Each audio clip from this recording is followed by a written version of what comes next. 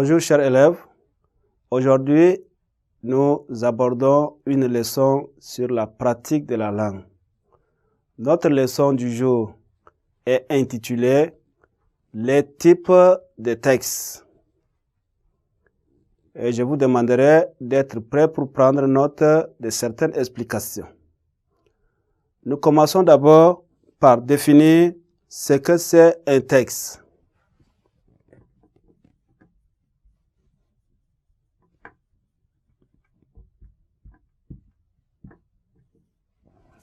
Qu'est-ce qu'un texte?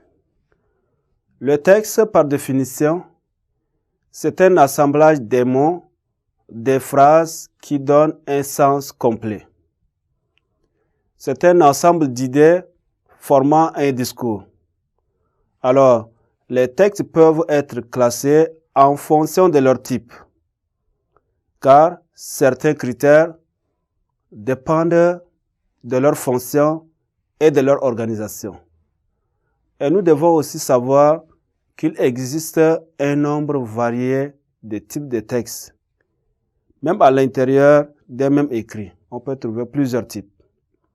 Cependant, il est possible de classer ou bien de passer d'un type à l'autre dans un même texte.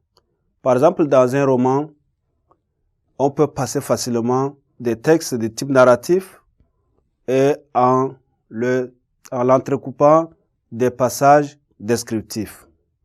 Voilà, nous allons maintenant voir le premier type qui est le type narratif. Donc, le premier texte, c'est le texte narratif.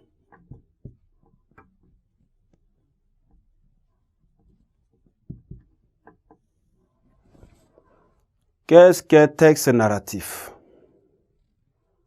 Le texte narratif, c'est un texte qui a pour fonction de raconter les événements, de raconter les actions qui se déroulent dans le temps.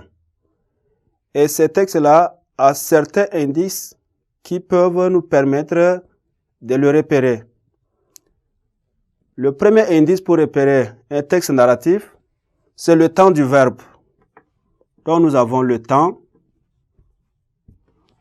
Les temps des verbes narratifs sont le plus souvent le passé simple, l'imparfait, mais aussi le présent d'énonciation. Certains faits passés même peuvent être racontés au présent. C'est pourquoi on donne à ce présent le nom de présent de narration. Il y a aussi les repères temporels qui peuvent nous aider à repérer un texte narratif. Les repères temporels qui sont des adverbes, par exemple, on peut trouver ensuite ou après. Lorsque vous trouvez ensuite ou après, tout de suite, vous devez savoir que nous sommes dans la narration. Il y a aussi des groupes nominaux, par exemple, dès la pointe du jour, ou encore des propositions subordonnées comme tandis que. Donc, ces choses peuvent nous permettre de savoir que c'est un verbe, c'est un texte narratif. Voilà ce qui peut nous aider encore à repérer le texte narratif, c'est le lexique.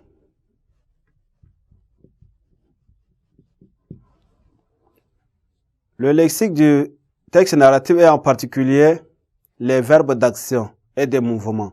Donc, on utilise plus ces verbes-là. Par exemple, on procéda, on empoigna.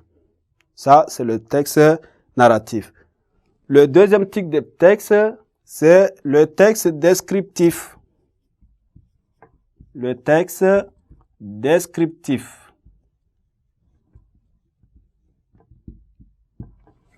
Voilà, comme son nom le dit, le verbe descriptif, le texte descriptif a pour fonction d'évoquer des événements, des objets, des paysages, des personnages.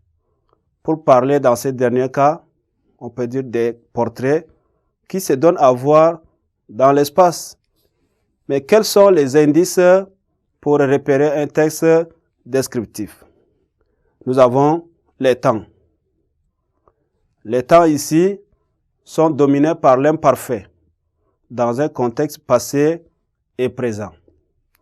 Nous avons aussi un autre indice qui est les repères spatiaux. Donc les repères spatiaux permettent de structurer l'espace, de situer les événements de la description les uns par rapport aux autres. Nous avons par exemple en face, à droite, donc tous ces repères-là peuvent nous aider. Nous avons aussi les lexiques qui sont caractérisés par des adjectifs décrivant les objets à situer. Ça peut être par exemple haut, géant, noir, mince. Ainsi, le texte descriptif utilise souvent des verbes d'état. Mais si la description est progressive, on peut retrouver la trace de certains verbes d'action ou de mouvement. Voilà, merci de votre attention.